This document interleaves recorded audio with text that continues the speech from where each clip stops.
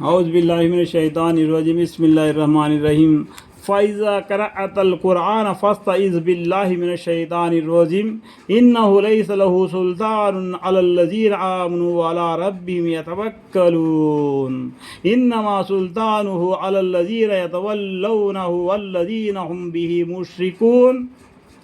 تو جب آپ قرآن پڑھنا چاہے تو شیطان مردود سے اللہ کی پناہ مانگ لیا کرے۔ شیطان کیا ہے؟ انسان کا سریا دشمن ہے۔ اللہ تعالیٰ نے اس کو پہلا ابلیس کر کے بلایا، بعد میں شیطان کر کے بلایا، اس کے بعد میں مردود کر کے بلایا۔ تو یا پھر فرماتے تو جب آپ قرآن پڑھنا چاہے تو شیطان مردود سے اللہ کی پناہ مانگ لیا کرے تاکہ وہ تمہارے دل میں وسواس نہ ڈالے۔ لیکن اس کا قابو ان لوگوں پر نہیں چلتا جو ایمان رکھتے ہیں اور اپنے رب پر بھروسہ رکھتے ہیں، اور اس کا قابو تو صرف انہی لوگوں پر چلتا ہے جو اس کے تعلق رکھتے ہیں، اور ان لوگوں پر جو اس کے یعنی اللہ کے ساتھ شریک کرتے ہیں، اور جو ہم کسی آیت کو ان لوگوں کے ساتھ جو شریک کرتے ہیں، یعنی اور شیطان کن کے ساتھ ہوتا ہے؟ اللہ کے ساتھ شریک کرتے ہیں ان کے ساتھ ہوتا ہے۔ شیطان انسان کو بلاتا ہے شریک کے طرف، کیونکہ آپ قرآن کو پڑھو، شیطان نے اللہ سے اجازت لی، میں نے تیرے بندوں کو گمراہ کروں گا، وہ اپنا ڈیوٹی کر رہے ہیں۔ تو کل قیامت کے دن شیطان کہہ دے گا کہ میں نے ان کو بلایا، وہ سوچ سمجھ کے بغیر میرے طرف آ گئے، ان کو پڑھنا چاہیے تھا قرآن کو۔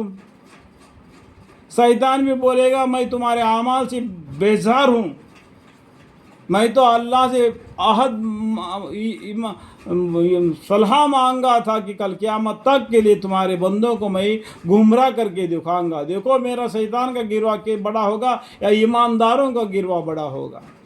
اس طریقے سے اللہ کے سامنے اس نے عہد لے کے دنیا میں آیا، آدم علیہ السلام کے ساتھ میں، دادی ماں حوا کے ساتھ میں، اور شیطان دنیا میں آ گیا۔ تو اس لیے وہ اپنا ڈیوٹی کرتے ہیں۔ کل قیامت کے دن وہ یہ کہہ دے گا کہ یا اللہ میرے پر اس کا یہ مت ڈالو، میں نے اس کو بلایا تھا، یہ سوچ سمجھے بغیر میرے طرف آ گیا۔ اس کو پڑھنا چاہیے تھا، آپ کی کتاب قرآن کو، آپ کے حکام کو پڑھنا چاہیے تھا، پھر اپنا زندگی کو بدلنا چاہیے تھا، اس سے میرا کیا قصور ہے؟ لیکن اللہ تعالیٰ نہیں مانے گا۔ تم گمراہ کر دیا تھا، یہ گمراہ ہو گیا تھا، تم گمراہ کرنے کی وجہ سے، یہ گمراہ ہونے کی وجہ سے تم دونوں کو جہنم ہے۔ اللہ تعالیٰ جہنم کو پوچھ پوچھ کر بھرے گا، پوچھ پوچھ کر جہنم کو بھر دے گا، اور جہنم کر دے گی اور ہے تو اللہ تعالیٰ اپنا پیر رکھ دیں گے، تو جہنم بولے گی تک تک میں بھر گئی، میں بھر گئی، میں بھر گئی۔ تو اس بات سے آپ کو معلوم ہوتا ہے کہ اللہ کو پاؤں ہے، اللہ کو ہاتھ ہے،